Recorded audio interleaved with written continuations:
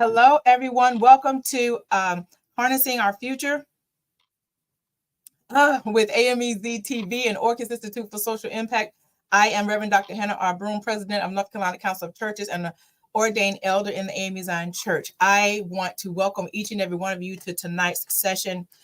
You are in for a treat on tonight. We are having, I'm sorry, y'all. We are having Dr. Reginald Blount, co-founder, as well as Dr. Sidney Williams, co-founder of Orcus Institute for Social Impact. And so now we're going to welcome them as they introduce themselves to each and every one of you on Facebook. If you're on Facebook, any of our social media platforms, please share this link. Please share this post. Share the live, share the love.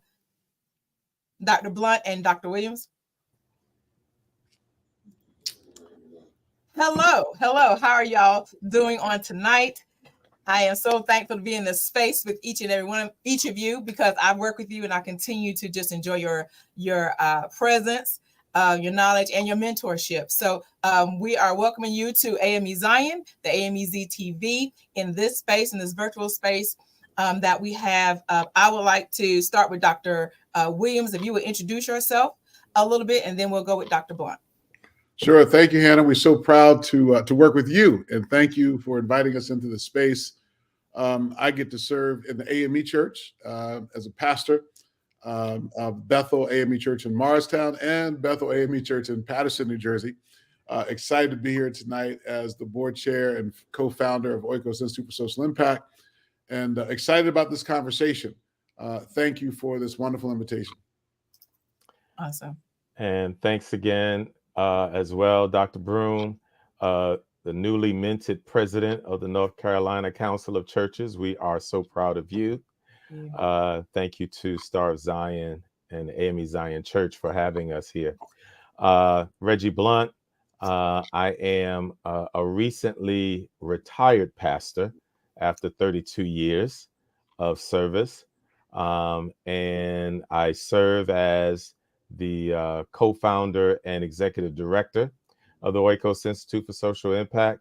I also serve on the faculty of Garrett Evangelical Theological Seminary, where I have been on the faculty there for close to 27 years now. Wow. So we have some theologians in the house on tonight.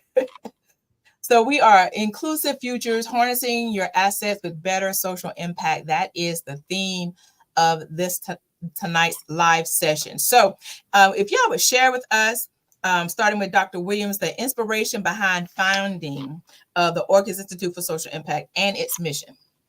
Sure. For me, I guess I'm new at pastoring. Only been doing it for 15 years. It seems like I started yesterday. I have more questions than I do answers.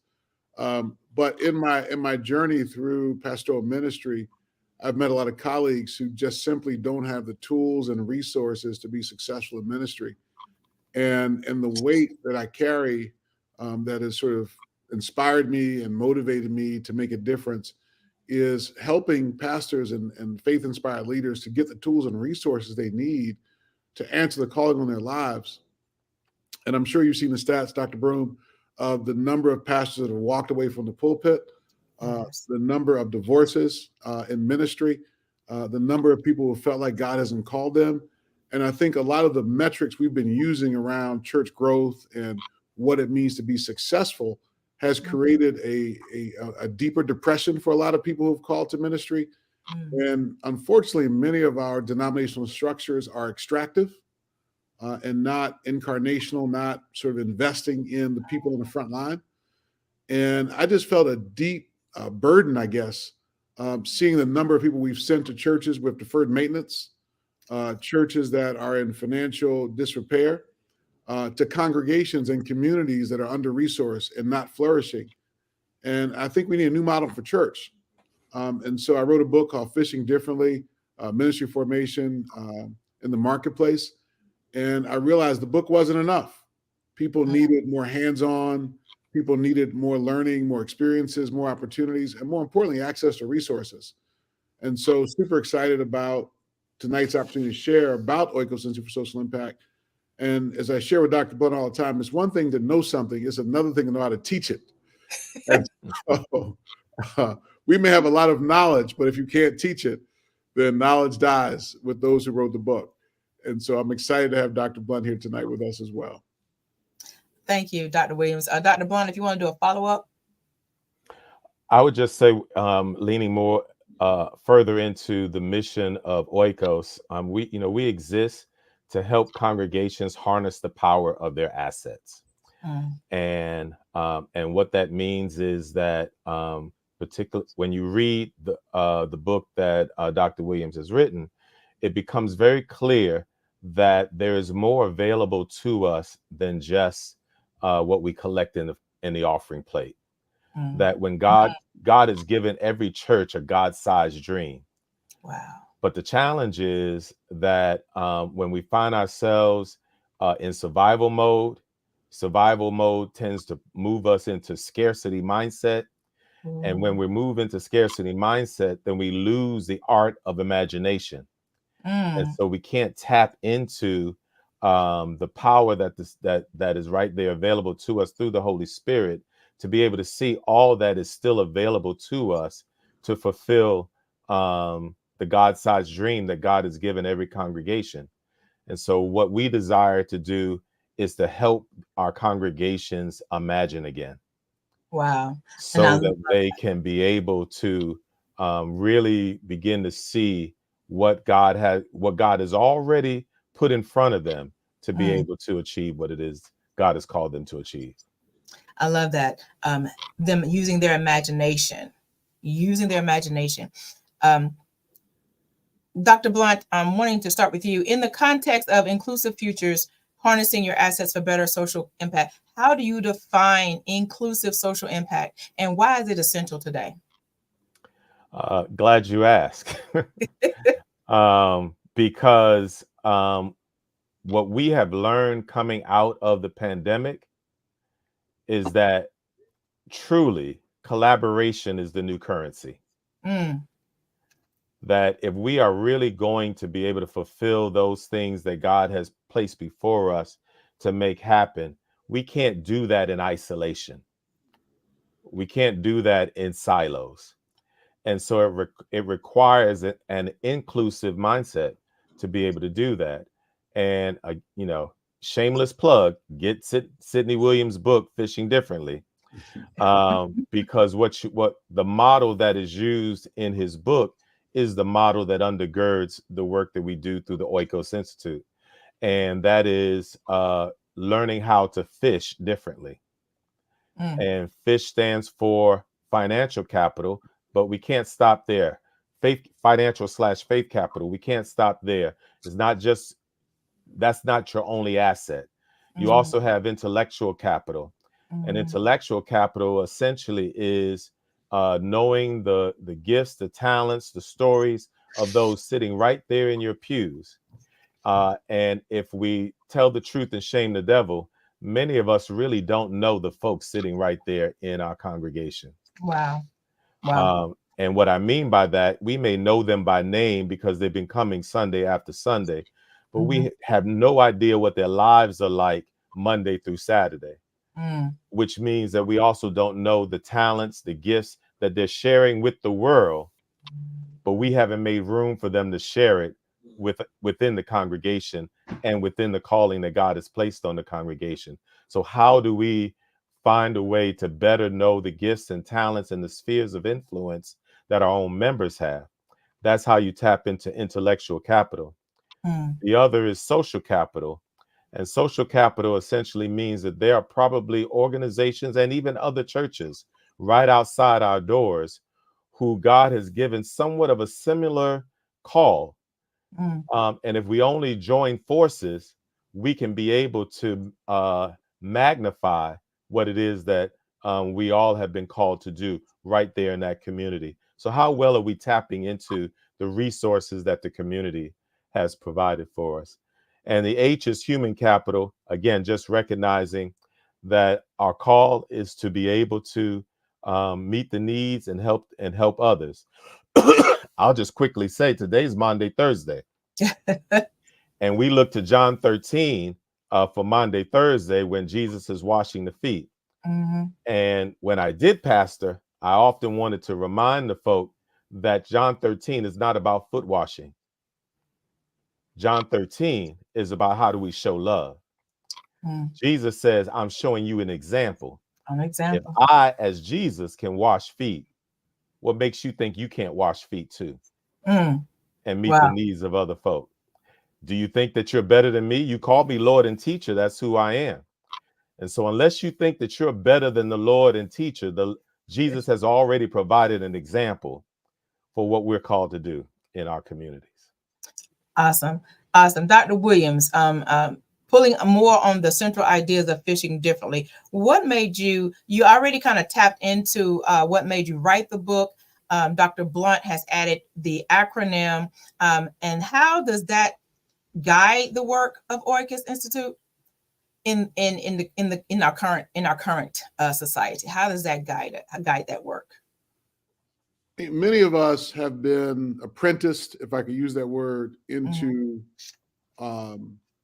models of church that may have worked in the past. And arguably, if we were to look at the sort of economic shifts in society, from agrarian to industrial, from Jim Crow to the civil rights era, there was a season, a moment in time when African Americans found themselves with disposable income, with leisure time that they did not have during the agrarian age. The industrial age brought about new opportunities, new communities. Civil rights era created opportunities for people to get jobs and income and wages they did not have before. Many of our forefathers and foremothers were able to build churches off of tithes and offerings. When you consider the current racial wealth gap, when you consider the decline in home ownership rates, when you consider the level of poverty that exists in the communities where we have our churches, the model of church has to change. The resources we had to build the denominations of which we are part of don't exist in the abundance they once did. Right. And so many of us are trying to do what we've always done. Women's Day, Men's Day, church anniversary, bake sales, fish fries. But when you consider the cost of maintaining the buildings that we have, funding the seminaries that we have founded, funding missionary efforts, funding the infrastructure of denominations, local churches simply cannot afford to do what we've done in the past.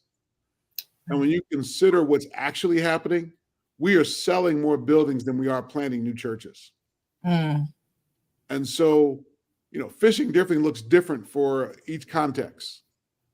But I would say our work is governed by challenging people not simply to reimagine ministry, but to rethink church altogether. What got us here will not get us to where we're trying to go. We're losing more pastors than we are gaining new pastors. We are closing more churches than we are opening church doors. And so not only the AME Church, AME Zion, CME, but this is an epidemic that is across all denominations. Yes. Even the so-called mainline Protestant churches, even the great Catholic Church cannot recruit enough priests to fill their pulpits. Something has to change. And specifically in the Black community and Black churches, we can't wait for tomorrow. Wow. Totally agree.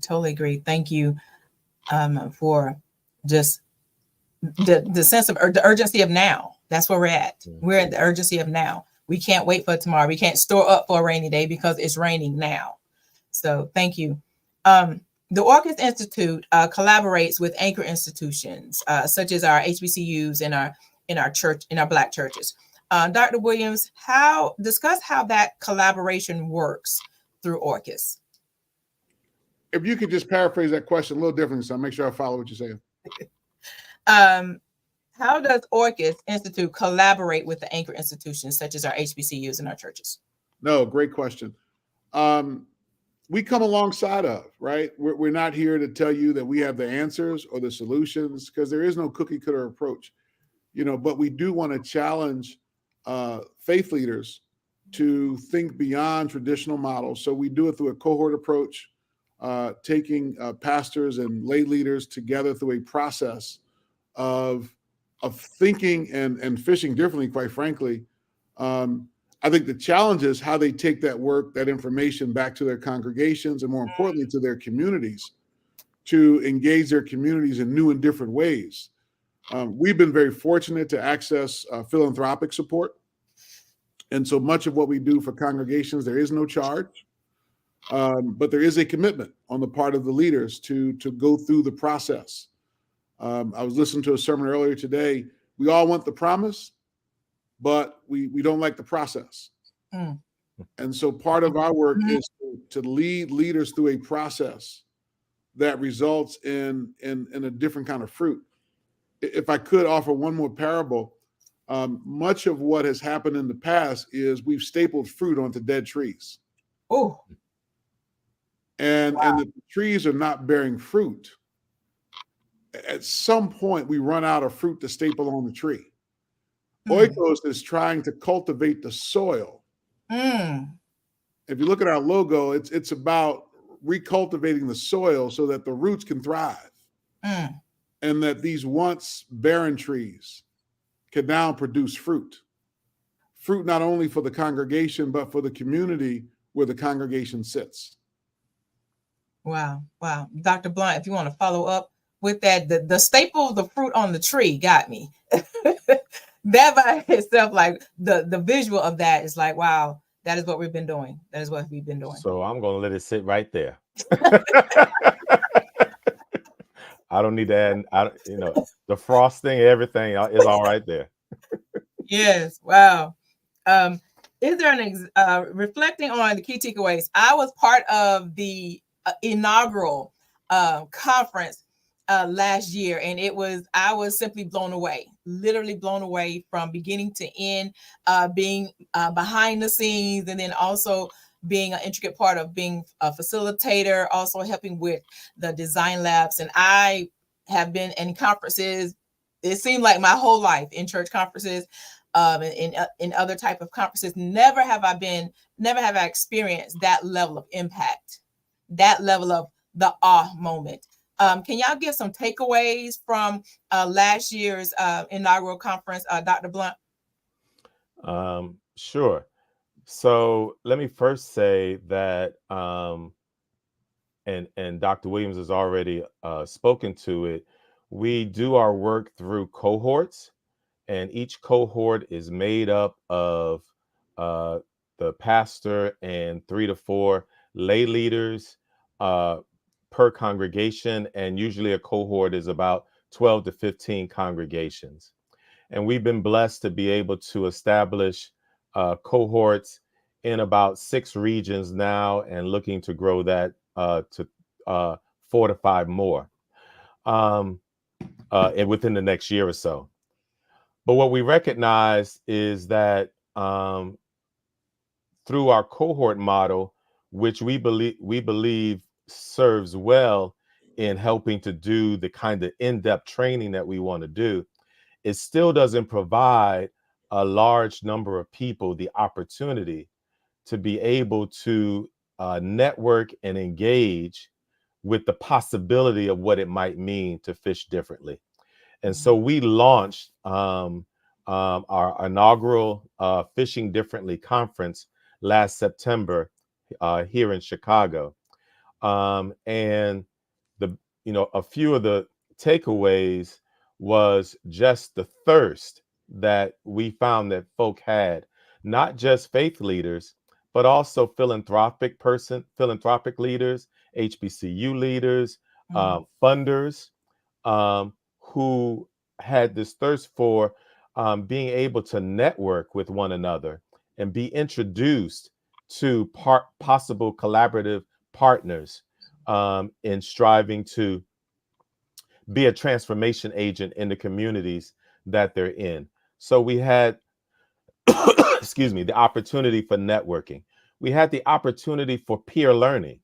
And so we did that through design labs at our conference that focused on the areas of imagination, pivoting, and impact.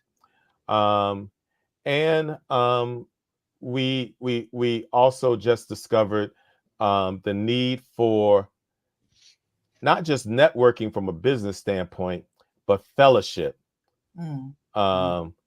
opportunity to fellowship with one another. And I have to say, I was surprised myself, but I think we did a fairly good job of bringing that mix of needs, being able to speak to and meet the needs of those particular three areas. You may have more to say with Sidney. Yeah, the design lab model is fairly new to me, but to your point, Dr. Broome, I've been to way too many conferences where we sit, we listen, we nod, and we affirm, but we seldom have an opportunity to sit at a table and share. And the way we designed the conference was to simply create a space where even the preachers who are on the circuit or preachers who have large congregations could feel that they could sit at the table and share. And some of the feedback we got from participants who, some may pastor 10 churches in rural North Carolina, others may pastor, congregations of 1,000 plus. But being able to sit at the table and simply be in a space where they can share their fears, their challenges and concerns, not having to be the smartest person in the room, not having to have the answers, but being in a space for true dialogue. And I don't think we really make enough space, not only in church conferences, even in some of our own family gatherings. We don't make space as we used to at the kitchen table where young adults, our seniors get a chance to just share, right? That's true. I grew up in a home where when you were young, be seen and not heard, right? When adults are talking, you ain't speaking. And I think we've taken that modality of communication into our church conferences. And so the question is, how do we begin to create space where young adults get to share their fears, concerns, and challenges with people who may have been doing this for 30 years? Now they get to hear some new ideas from somebody who's been doing it for 2. Right. And the last thing I'll say, oftentimes when we go to these church conferences, we always hear from the mega church pastors. We hear from the pastors who are on the preaching circuit. But if I'm pastoring 10 people, I need to sit at a table with somebody else that's pastoring 10 people. How you making it? How you still got a smile on your face? What right. And so that's what we tried to create, a space for people to sit at the table as equals. What Martin Luther calls mutual conversation and confession. I can take my collar off. I don't need to be the one that gives out the answers, but I get to be the one to sit at the table as equals and share. And I think that was one of the amazing parts of the conference, was being able to sit with others that were in the struggle, with you, and be able to glean from one another, encourage one another, and inspire one another. I use the fishing model, and I know I stands for intellectual property, but intellectual capital, but I think it also stands for inspirational capital. How you can inspire others, and that's was one of the main things. The cohorts, and I want us to expand a little bit more on the cohorts aspect as well. Walked away with. They were inspired to imagine. And that was totally different language. And I was like, this is amazing. Can't wait to do it again. Thank God we're going to do it again. And y'all are going to pull that, pitch that plug at the end of this, of the session. But you said something when you said sitting at the table with like-minded, but also with those that can help fund, also with those that can help execute. And I think that was the caveat, the nice nuance, the imaginative, I take it back, the prophetic nuance. Dr. Blount, I'm going to use this in my preaching whenever I preach one day. The prophetic nuance of having those collective mindsets and a collective focus in wanting to do more, and wanting to be more, and wanting to leave a legacy of more. And I was just so thankful to be a part of that conference. And that was just amazing. That was my takeaway, was that collective thought of inspiration. Yeah. Can we add, go ahead. I didn't want to interrupt. Go ahead. No, I was simply saying we we're coming through the pandemic. Everybody's like, we got to reimagine ministry, which assumes you were ever given the permission to imagine in the first place. Wow. Yes. Right. Yeah. Because many of us have heard the cliche, I was here before you got here. I'll be here when you leave. Yes.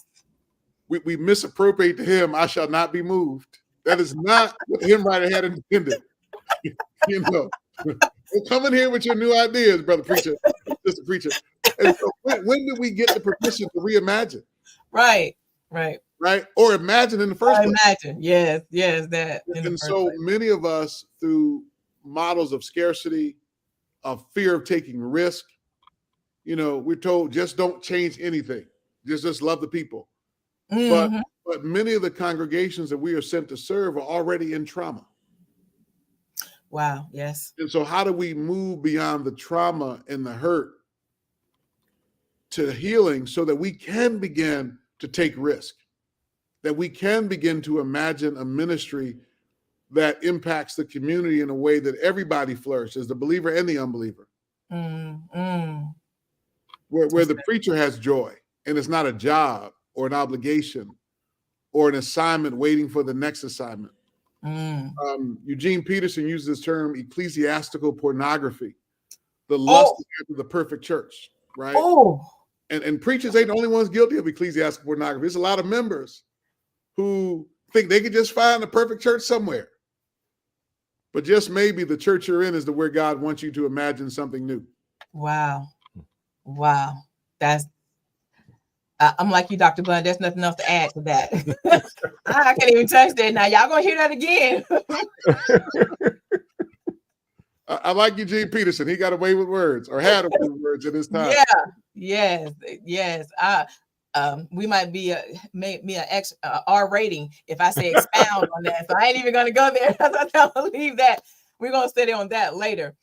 Both of you have backgrounds in ministry and academia. How has your faith influenced your approach to social impact and community engagement? Why don't you take that, Dr. Williams, and then? Well, I was going to take a page out of your book that you're writing. Dr. Blount always talks about social impact as discipleship. A lot of us want to be more like Christ, but what does that actually mean, right? Mm-hmm. Are we trying to imitate the divinity of Christ, which is beyond our grasp? Wow. Mm-hmm. Or are we trying to imitate the humanity of Christ, who emptied himself and dwelt among us, who gave up heaven and dwelt among us, who took on the sufferings of mankind? What does that look like to imitate the humanity of Christ? That takes you down a very different path than trying to make somebody a good AME. Right. Or a good Baptist or a good Pentecostal. Because last I checked, I don't think those categories exist in heaven, right? And so just thinking, even in terms of like discipleship or evangelism, we have a de-center colonial mindsets, right? When our Western European brothers came with religion, it was trying to get people to conform or to assimilate to a particular doctrine or orthopraxy. But we left out the humanity, right? We want slaves to conform to slave religion, but deny them their human dignity and their freedom. Wow. Yes. So when that brother or sister from the neighborhood joins the church, are we trying to make them a good AME, good CME, a good Baptist? Or are we trying to just help them embrace their human flourishing? Wow. You want to get my envelope number? Is that it? That's it. That is it. Your number 4678, and you gave an offering of $5. I'm sorry. So I hope folk can pick up that this work that we're engaged in really sits at the intersection of faith and finance, faith and economics, and that was really at the heart of Dr. Williams' heart when he began helping to shape this work. And I came across a quote from a professor from India who also happens to be a priest, that says that there is no economic system without an anthropology. Mm. And I took that a step further to say that there is no social impact without a theological anthropology. Wow. And so basically, theological anthropology is how we understand God's relationship to humanity. Mm. And the challenge for all of us is to really be self-aware of what self-aware individually and collectively as even a congregation as to what theological anthropology are we operating out of. Mm. If we think that God has a hierarchy, that God loves certain folk much more than another certain group of folk, then that's how we're going to enter into any kind of caring, any kind of healing work, any kind of support. We're going to make all of our decisions based on how we understand God's hierarchy of humanity.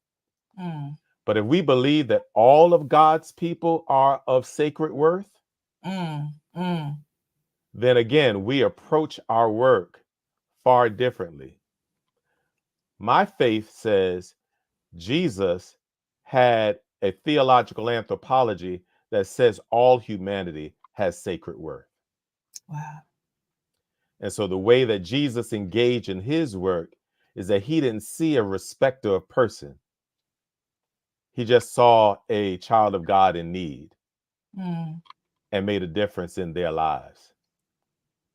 So I would want to argue, too, that the theology that undergirds our work at the Oikos Institute for Social Impact is that we believe that all of God's children has sacred worth. And if by chance there is a preference, then we're going to lean into James Cone and Paulo Freire and a few other folk like that believes that God has a level of preference for the oppressed. Wow. For those who are in under-resourced situations. Wow. For those who don't have full access that everybody else, and our call is to find ways to level the playing field. Wow. I'm just going to pass a collection plate. That sacred work, everybody has sacred work to do. Yeah. I really like that. Can you discuss some of the plans establishing local advisory boards to engage our communities in driving social impact? Sure. One of the things I've observed as we travel to different cities is that in some situations, people may know of each other, but they don't know each other.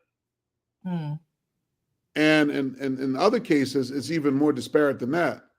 You have whole communities in the same city, in the same ecosystem, that are not in dialogue. What do I mean? There are foundations who have a commitment to racial equity, approaching and trying to address the racial wealth gap.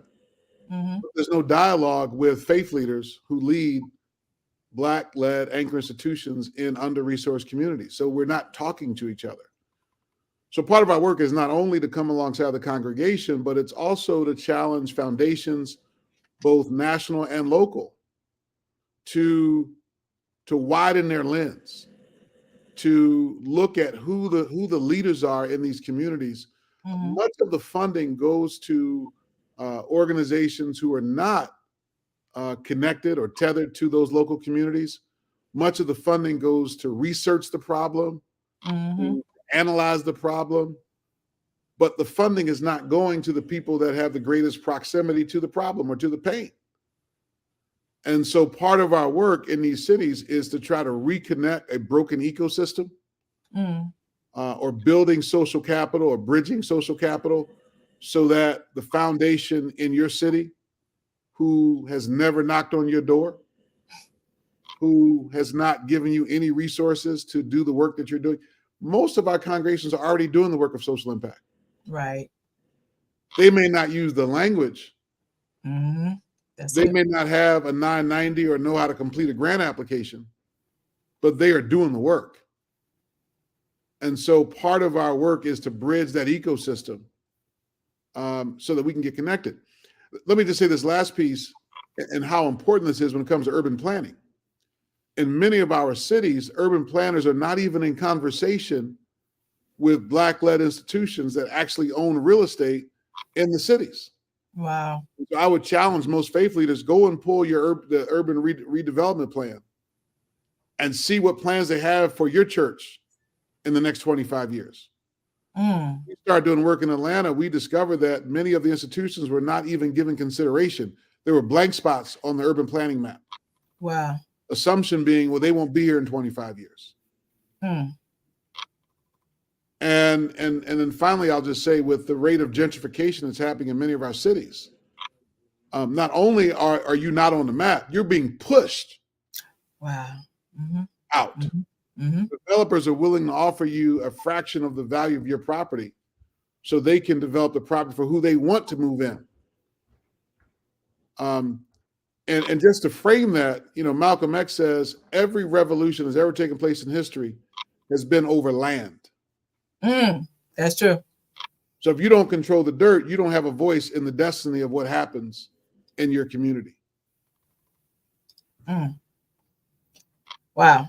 That led, I didn't have to ask this question. That led into how do we create, what are the significant challenges, and also creating opportunities for individuals and for creating social impact, particularly in marginalized communities. And one of those things is using our anchor institutions and connecting those dots with resources. And that is amazing. What Orcus Institute does is connect those dots between the resources and the communities. Dr. Blount, if you wanted to add to that.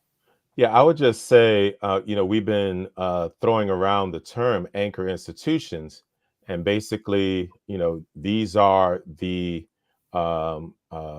key organizations within a community that is providing vital social services. And so these are your hospitals and your schools, sometimes also major social service organizations like the United Way or Catholic Charities. And what we want our congregations to understand is that you are an anchor institution as well. And if we can help congregations claim the identity of anchor institution, to understand that you truly are a vital part of the social fabric of that community that is helping to deal with what do they call the social determinants of health in a variety of ways, then we have a right to be able to ask for and almost demand similar kinds of resources that hospitals are being provided, that schools are being provided, because again, we are a key part of the social fabric of that community and a key to the transformation of that community as well. And so part of the challenges is how we even see ourselves. If we can shift our vision to really see ourselves as a vital part, then we present ourselves at the table far differently. We don't have to go to tables with hat in hand. We can go to the table being able to say that this is what we're offering to the community. And if you're willing to partner with us, we can help expand this even more. Wow. So true. So true. I like the fact that you said the intersection. We're not going to go in with a hat saying we need. We're actually going to go in with some knowledge in how we're going to ask and what we're going to ask for. Right. And just add to that, and we go in understanding our value. That's right. Absolutely. We know who we are when we're at the table. Absolutely. Thank you, Dr. Blount, for that, and Dr. Williams. Provide some insight into the current scope of Orcus Institute, including the engaged cohorts and the states that they're operating in. So I mentioned earlier, we are in 6 regions currently. We started out in Atlanta. We're in Atlanta, DC, parts North Carolina, Chicago, Dallas, and Middle Tennessee, primarily in the Nashville area.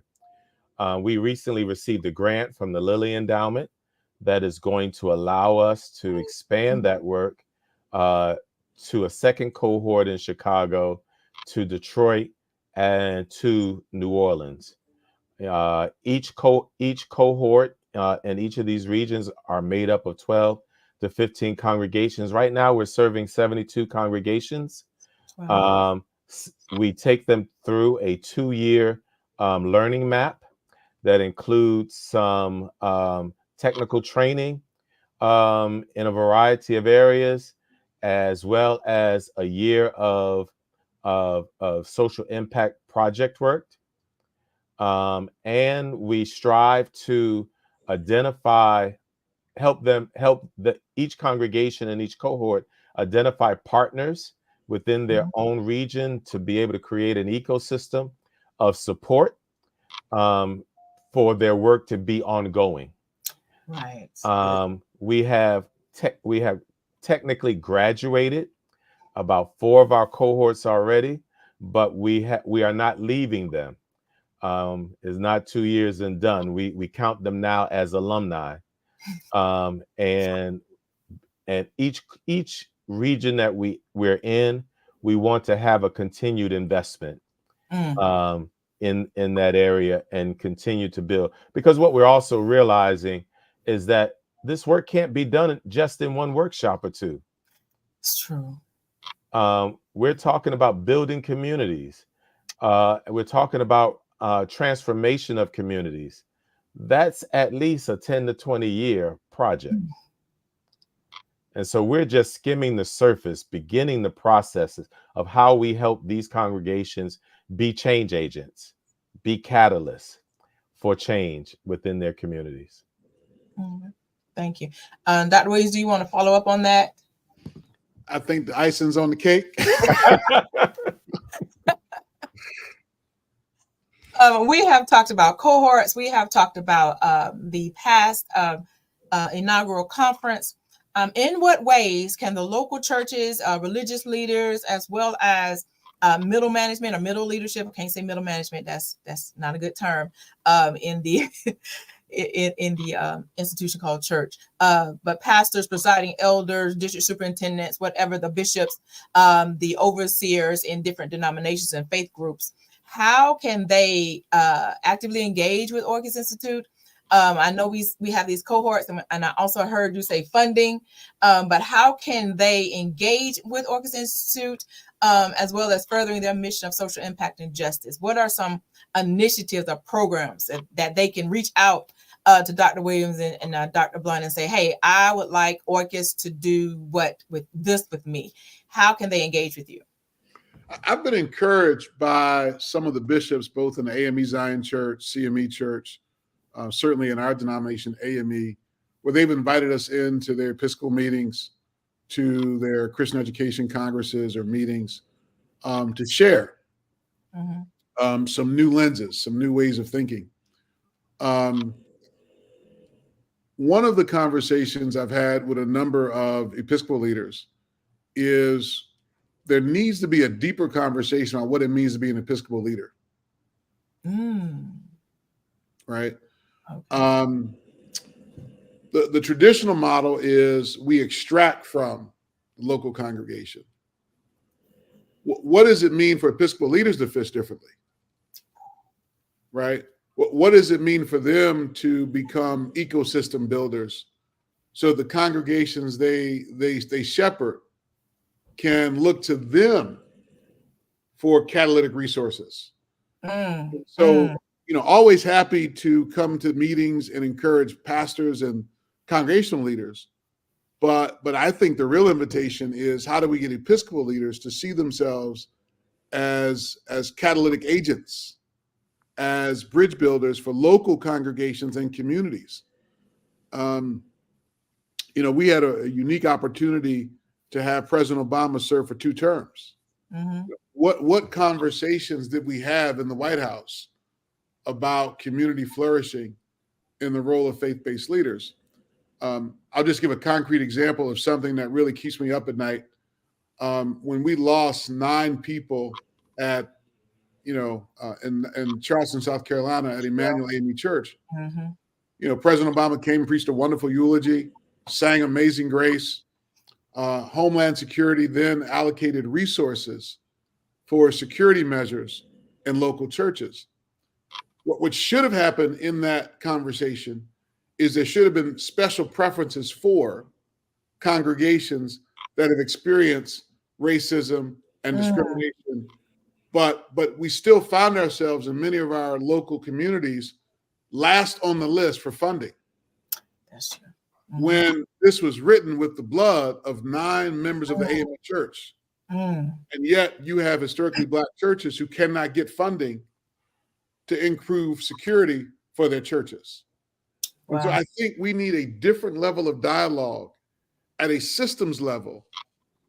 And I think that should be the role of our Episcopal leaders and, as you call it, middle management, to be in a different level of dialogue in terms of accessing resources for congregations and not always from congregations. Wow. Dr. Blount? No, I'm not going to add more to that one.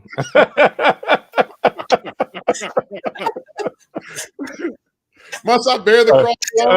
No. Well, this is what I will say. This is what I will say to the question. The current model for Oikos is to do the bulk of our work through our cohort system, and we, as much as we would love to be in every region, it's our commitment that churches don't have to financially pay to be a part of the work. We are looking for them to have an investment of time. But that said, we try to go into every region already having funding to be able to do the work. That said, we want to encourage Episcopal leaders and pastors and presiding elders, district superintendents, other leaders to invite us to be able to share in a workshop setting our work around fishing differently, to begin sparking some imagination around what can be done. We love to come to your conferences and be able to share and spark some imagination, and shameless plug, to encourage folk to come to the conference. Yes. Where they're able to be, we had well over 200 folk who attended our inaugural conference, to be able to come and share and be among like-minded folk, and be able to take a 2.5-day deeper dive into this work of fishing differently. Oh, I've gotten so many nuggets from y'all, especially having Episcopal leadership to fish differently. Instead of extracting, now we're going to throw out, we're going to give out. That, just the visual itself made me start thinking like, okay, how do we now get that there and have them go through a fishing differently cohort and then leave out of there and begin to bring that down to the, the district superintendents and, presiding elders and whatever that middle level of leadership is. And that would be awesome if we could make that happen. All right, y'all heard it. We're going to put it in the atmosphere. We're going to speak those things as not as though they are. But God can do exceedingly abundantly above all we can ever ask for. Absolutely. That's it. To see them fishing differently. Wow. And because the church that they probably, the church of the old glory, we're going to say it, is not the church of today. And if you don't fish differently, we're starving. Yeah. If we don't fish differently, we're going to starve. And so thank y'all for just giving that insight.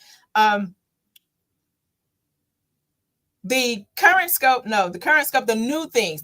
This is where we're going to pull the plug for the Fishing Differently book. I've gotten it. I've handed it out. I think it's amazing. It helped me to realize there's nothing wrong with my thinking. I told Dr. Blount as my, Dr. Williams as my professor at Drew Theological Seminary, when I took his class, I said I thought something was wrong with my brain. I thought when I was in ministry that there was something wrong because I was thinking all these different things, working with partnerships with plants and, with the church. Nobody's seen that. Nobody's done that. And when I read the book, when I was in the class, I was like, oh, there's nothing wrong with my brain. There's nothing wrong with having these innovative ideas. Some worked, some brought a good hauling of fish. And then some, you had to change the bait. And if you can give a plug with the book, where it's at, I know it's on Amazon. We get that plug with the book. Then also, if you guys could give us a trailer view of the conference, and then if we have any questions, or we're going to have y'all leave with the ending statements. But those are two things: pitch the book, and then pitch the conference to us. Well, certainly, I encourage people to get the book. One of the things that I think people find fascinating about the way the book is structured is we begin with Ed Wimberly's pastoral care model of listening to the stories. So often we are in a rush to cast vision for the future, but in order to even begin to discuss a future, we have to unpack the trauma. And so the conference is built in much the same way. In order to have imagination, we gotta resolve the trauma, right? Mm-hmm. Trauma hijacks imagination. Wow. And so until we can talk about what happened, we can't begin to imagine what can happen. And so, I encourage people to get the book, to read the book. Most people want to just staple a fruit on trees. They're like, so show me the money, right? And the money's always there. The money never was not there. But money meets imagination. And so if your imagination has been hijacked, then your trees will remain barren and you will produce no fruit.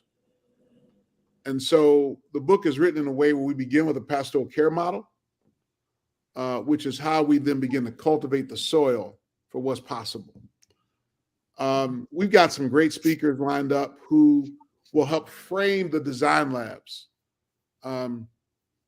There's a book that I would recommend, and we've got Leah Rothstein coming. Her book is Just Action. Her father wrote the book Color of Law that talks about how we got in the place we got to in the first place, that Black wealth was extracted through Jim Crow, through redlining, through racial discrimination, geographic segregation. But this new book that they've published, Just Action, is really written to white people to help them understand how not only know what happened, but how to be a part of what can happen. And one of the things she says in the book that really got me excited, and I can't wait for her to come to our conference, is that basically the way forward is for white allies to fund Black-led institutions. Just don't hire us in institutions that you don't want us in. But to fund Black-led institutions that have proximity to the pain. You want to be an ally? Write me the check. Support us in our understanding of the problem and our understanding of how to solve the problem. And I think a lot of our allies oftentimes want to hire us to work in models that they have created that don't work for us as employees and don't work for our communities for community flourishing. Wow. Leah Rothstein makes the point along with her dad that if we're going to move past geographic segregation and just don't be anti-racist, right? But who are you investing in? Invest in Black-led institutions, HBCUs, churches, Black businesses, Black-led nonprofit organizations, because we have the proximity to the pain. Yes. We've lived this. Many of us have lived and experienced what poverty feels like. We know it personally. We watch mothers, single mothers, strive to put food on the table for families. And now we've been able to have the benefit of higher education.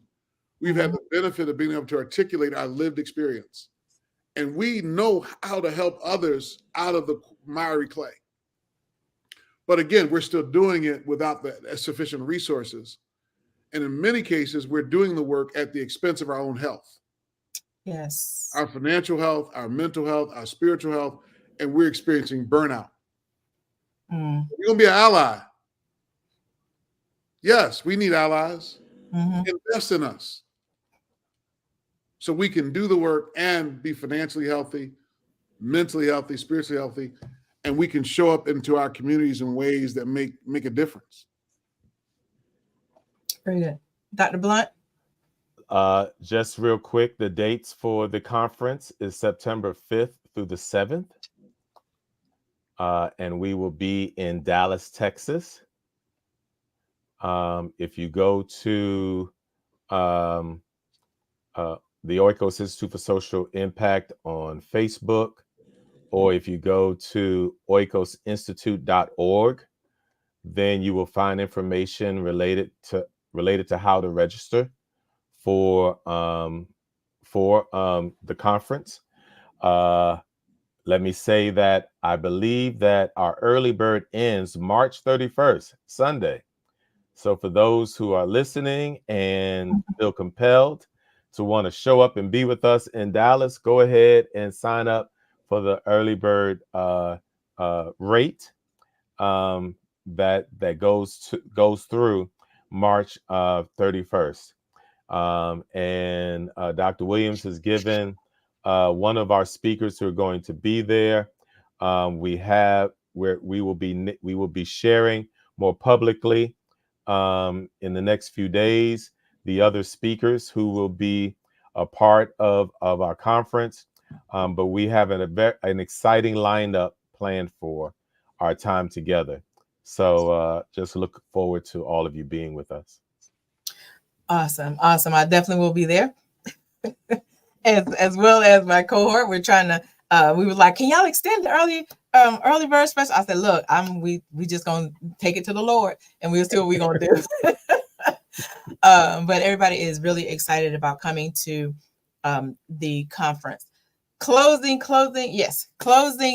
thoughts, closing actions. What would you say to the AME Zion Church, to all of the different faith groups, faith leadership that is in this space that will replay this, because we will be replaying this for the next couple of days?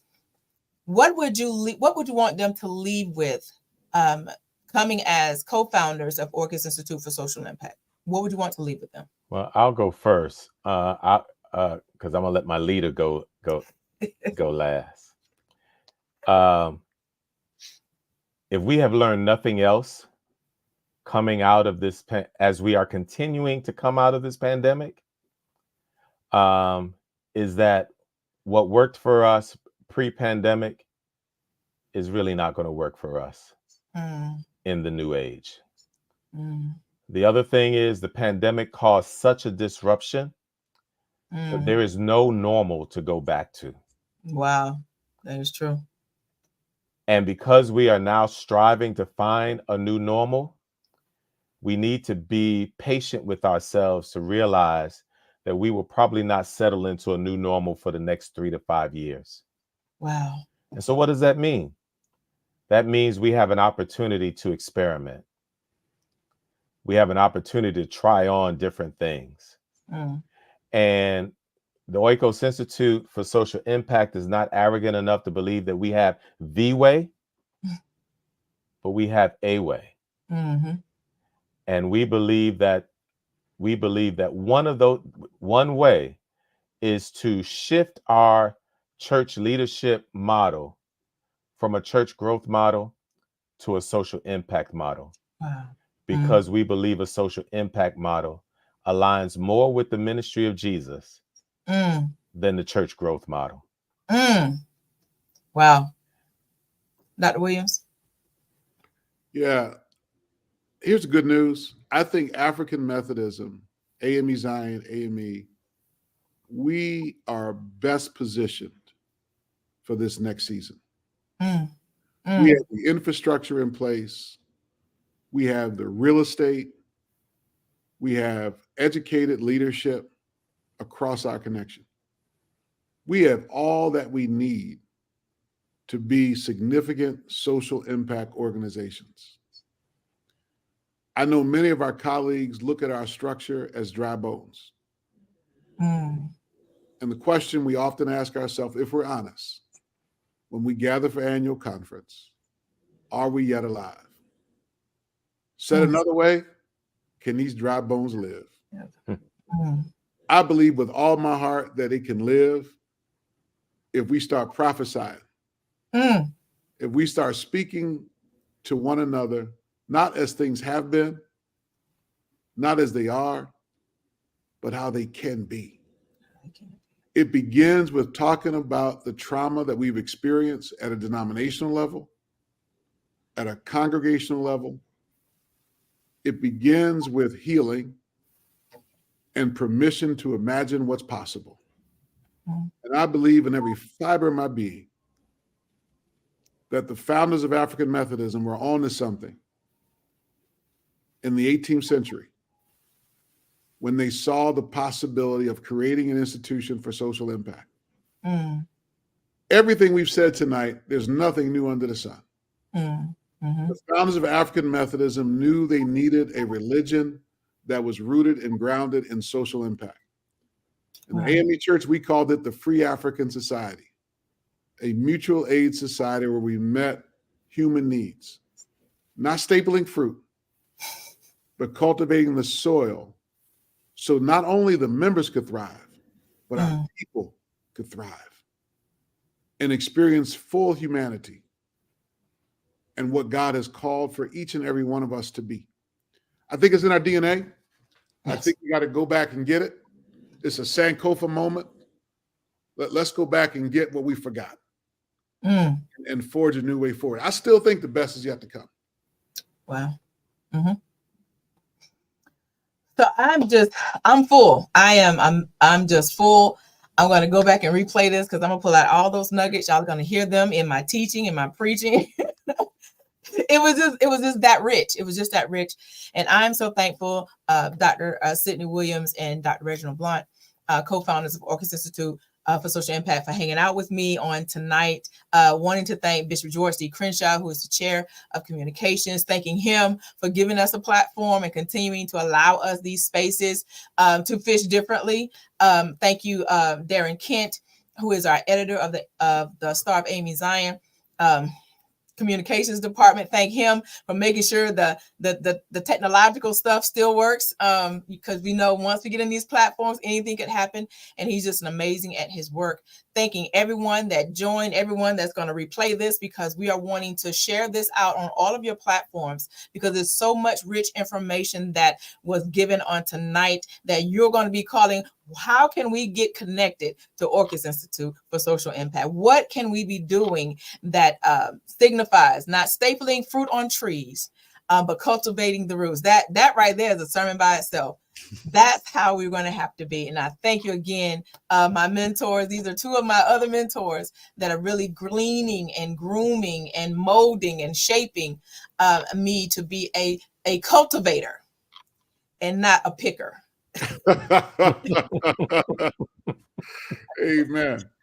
Amen. So thank you all for hanging out with us on tonight. Again, thank you, Dr. Sidney and Dr. Blount, for just hanging with us, and just bless y'all. Bless everything that is upon you. Those that are going through their Holy Week services, let it not be a preach-a-thon, but let it be impactful words that are going to plant seeds into people, that they'll understand and know, what was this Jesus? And how did he die for us? Thank you again for all. God bless you. May heaven smile upon you. Amen. Blessings. Thank you. Good night. Good night.